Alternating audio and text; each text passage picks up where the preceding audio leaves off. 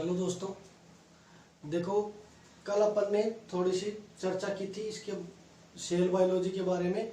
और cell biology से आज अपन थोड़ा सा आगे बढ़ेंगे और चर्चा करेंगे कि जो सेल की स्ट्रक्चर होती है, संरचना होती है, उसके बारे में थोड़ी सी चर्चा करेंगे। क्योंकि कल अपन ने पढ़ा था कि साइंस का अध्ययन और साइंस के बारे में जैसे जैसे अपन ने डेफिनेशन पढ़ी थी, उसके बाद में अपन ने थोड़ा सा जाना था कि भाई साइंस की परिभाषा क्या होती है। फिर अपन ने जाना कि जो साइंस होती है उसके कितने पार्ट होते हैं, कितने मतलब बायोलॉजी के कितने पार्ट होते हैं, बायोलॉजी का जनक कौन है, जूलॉजी का जनक कौन है, बॉटनी का जनक कौन है, उसे थोड़ा सा अपन ने जाना था। इसके बाद में अपन आगे बात अपनी स्टार्ट करते हैं। अपन ने बात की थी सेल के बारे में और सेल कोशिका के बारे में अपन बात कर रहे थे। और कोशिका वाली चर्चा को आगे बढ़ाते हुए बात कर रहा हूँ सेल की, कोशिका की, है ना। तो कोशिका के बारे में अपन ने पढ़ा था, थोड़ा सा मैं रिपीट कर रहा हूँ एक बार कि कोशिका की खोज, सर्वप्रथम कोशिका की खोज किसने की थी। सर्वप्रथम कोशिका की जो खोज किसने की थी तो वो की थी रॉबर्ट, किसने की थी, रॉबर्ट हुक ने की थी। किसने की थी, रॉबर्ट हुक ने की थी। फिर आता है कि सर्वप्रथम जीवित कोशिका की खोज किसने की थी। सर्वप्रथम जीवित कोशिका की खोज किसने की थी तो सर्वप्रथम जीवित कोशिका की खोज करने वाले वैज्ञानिक का नाम था एंटोनी लियोनहोक। ये बात अपन ने कल कर ली थी, मैं थोड़ा सा रिवाइज कर रहा हूँ एक बार। फिर मैंने बात की थी कि कोशिका सिद्धांत किसने दिया था। कोशिका सिद्धांत किसने दिया था, कोशिका सिद्धांत किसने दिया था तो कोशिका सिद्धांत का प्रतिपादन स्लाइडेन व सवान नामक वैज्ञानिकों ने दिया था। क्या, कोशिका सिद्धांत स्लाइडेन व सवान नामक वैज्ञानिकों ने दिया था। और अपन ने बात की थी कि जो कोशिका में शुक्राणु और जीवाणु की खोज भी किसने की थी, एंटोनी लियोनहोक ने की थी। और रॉबर्ट हुक को कोशिका विज्ञान का क्या कहा जाता है, पिता कहा जाता है। इतनी अपन ने बात कर ली थी। इसके बाद में अपन एक क्वेश्चन आ जाता है कि आधुनिक कोशिका विज्ञान, आधुनिक कोशिका विज्ञान का पिता, आधुनिक कोशिका विज्ञान का पिता किसे कहा जाता है। आधुनिक कोशिका विज्ञान का पिता किसे कहा जाता है तो इसमें नाम आ जाता है आपके A.K. शर्मा। क्या नाम आता है, A.K. शर्मा। A.K. शर्मा को आधुनिक कोशिका विज्ञान का पिता कहा जाता है। इसके बाद अपन चर्चा करेंगे कोशिका के बारे में कि 2-4 क्वेश्चन जो आपके वैसे के वैसे उठ करके सीधे सीधे क्वेश्चन आ जाते हैं, उनके बारे में चर्चा करेंगे कि वहां से क्वेश्चन आते हैं कि आपके सबसे बड़ी कोशिका, सबसे छोटी कोशिका और मानव शरीर की सबसे छोटी और बड़ी कोशिका के बारे में अपन चर्चा करेंगे। तो मैं आपके सामने लिख रहा हूं कि मानव शरीर की अपन पहले बात करेंगे कि संसार की सबसे बड़ी कोशिका की बात करेंगे कि संसार की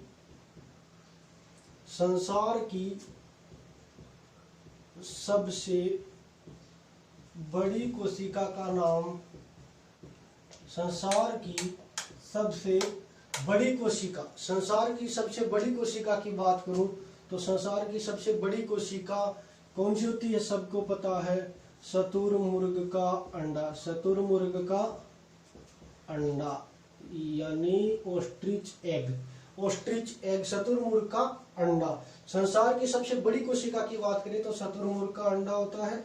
फिर मैं बात करूं संसार या ब्रह्मांड की सबसे छोटी कोशिका, संसार या ब्रह्मांड की सबसे छोटी कोशिका की बात करूं तो संसार या ब्रह्मांड की सबसे छोटी कोशिका कौन सी होती है, जो आपका बोलते हैं माइक्रोप्लाज्मा। अब देखो माइक्रोप्लाज्मा संसार की क्या है, सबसे छोटी कोशिका। संसार की सबसे छोटी कोशिका कौन सी है, माइक्रोप्लाज्मा है, जिसे PPLOB कहते हैं। क्या कहते हैं, PPLOB कहते हैं। और माइक्रोप्लाज्मा के बारे में आपको एक बात बता दूं कि इसे जीव विज्ञान का जोकर कहा जाता है। क्या कहा जाता है, माइक्रोप्लाज्मा को जीव विज्ञान का जोकर कहा जाता है। जीव विज्ञान का क्या कहा जाता है, जीव विज्ञान का जोकर कहा जाता है। किसे? माइक्रोप्लाज्मा को जीव विज्ञान का जोकर कहा जाता है। क्यों? क्योंकि ये न तो बैक्टीरिया में आता है, ये क्या होता है कई बार तो किसकी तरह, पादप की तरह बिहेव करता है, और कई बार किसकी तरह भी, ऑर्गेनिज्म जीव की तरह व्यवहार करता है, ऑर्गेनिज्म की तरह व्यवहार करता है। तो कई बार ये किसकी तरह, कई बार तो जीव की तरह और कई बार जो आपको पादपों की तरह व्यवहार करता है। इस कारण इसे क्या कहा जाता है? जीव विज्ञान का जोकर कहा जाता है माइक्रोप्लाज्मा को। ठीक है, इसके बारे में बाद में मैं बात करूंगा कि संसार की सबसे मानव शरीर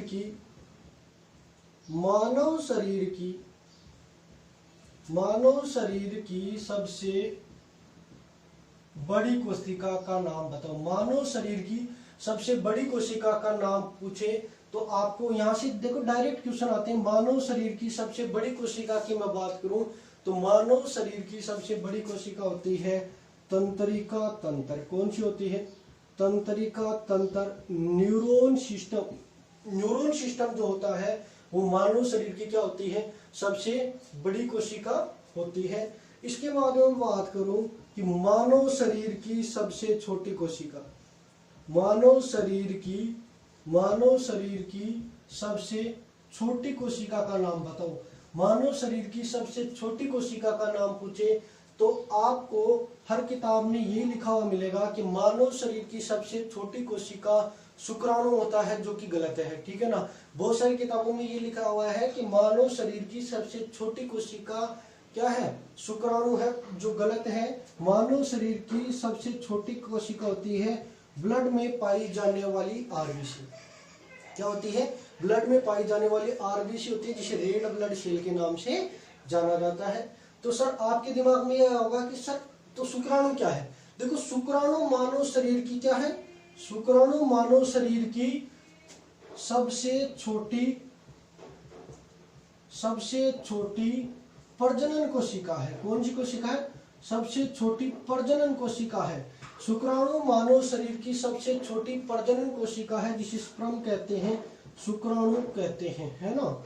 शुक्राणु मानव शरीर की सबसे छोटी प्रजनन कोशिका है। तो अपन ने अब तक 4 क्वेश्चन किए कि संसार की सबसे बड़ी कोशिका का नाम बताओ, शुतुरमुर्ग का अंडा। संसार की सबसे छोटी कोशिका का नाम बताओ, माइक्रोप्लाज्मा। फिर मैं बात करूं मानव शरीर के सबसे बड़ी कोशिका कौन सी होती है? तंत्रिका तंत्र या न्यूरॉन सिस्टम होता है। मानव शरीर की सबसे छोटी कोशिका का नाम बताओ तो आरबीसी, जो हमारे ब्लड में पाई जाती है। और मानव शरीर की सबसे छोटी प्रजनन कोशिका का आपको नाम पूछे तो आपको बताना है कौन सा? शुक्राणु। इतनी बात अपन ने कर ली। देखो आगे बात करेंगे अपन कि जो कोशिका की स्ट्रक्चर होती है, संरचना होती है, वो कैसी होती है। तो मैं बात करूं कोशिका की स्ट्रक्चर की, संरचना की बात करूं तो कोशिका की दोस्तों कोई संरचना नहीं होती। कोशिका की कोई फिक्स संरचना नहीं होती। जो कोशिका जैसा मानव शरीर होता है या जैसा जिस प्राणी का शरीर होता है वैसी स्ट्रक्चर होती है। और बात करें कि सर कोशिकाओं की संख्या कितनी होती है, कई बार क्वेश्चन ये आ जाता है कि कोशिकाओं की संख्या कितनी होती है। तो ये भी कोई फिक्स नहीं है कि कोशिकाओं की संख्या कितनी होती है। जितना बड़ा आप अपना शरीर होगा, जितना बड़ा जिस जीव का शरीर होगा, उतनी ज्यादा क्या होगी? कोशिका होगी। जैसे सबसे ज्यादा कोशिका किसमें पाई जाती है? हाथी में पाई जाती है। और इसके बाद में बात करूं कि मानव शरीर में कोशिकाओं की संख्या कितनी होती है तो 10⁴ होती है। मानव शरीर में जो कोशिकाओं की संख्या होती है वो कितनी होती है? मानव शरीर में कोशिकाओं की संख्या, मानव शरीर में कोशिकाओं की संख्या कितनी होती है? 10⁴ होती है, 10⁴ होती है। इसके बाद में अपन आगे बात करेंगे कि सर कोशिका का जो स्ट्रक्चर होता है वो कैसे कैसे मिलकर किस किस से मिलकर बना होता है, कैसे कैसे होता है, तो थोड़ा सा उसके बारे में जरूर चर्चा करेंगे। तो हेडिंग डालेंगे अपन कोशिका की संरचना या कोशिका का आकार। तो कोशिका की संरचना हेडिंग अपनी क्या रहेगी? कोशिका की संरचना, स्ट्रक्चर ऑफ सेल। कोशिका की संरचना, कोशिका की संरचना की बात करूं तो देखो मुख्य रूप से कोशिका के 2-3 भाग होते हैं। कितने भाग होते हैं? 3 भाग होते हैं। कोशिका के कितने भाग होते हैं? 3 भाग होते हैं, जिसमें आपका पहला भाग आता है कोशिका झिल्ली। क्या नाम आता है? कोशिका झिल्ली। मैं बात करूंगा दोस्तों कोशिका झिल्ली की। तो पहला जो कोशिका का भाग होता है वो क्या होता है? कोशिका झिल्ली, जिसे बोलते हैं सेल मेम्ब्रेन। क्या बोलते हैं? Cell membrane.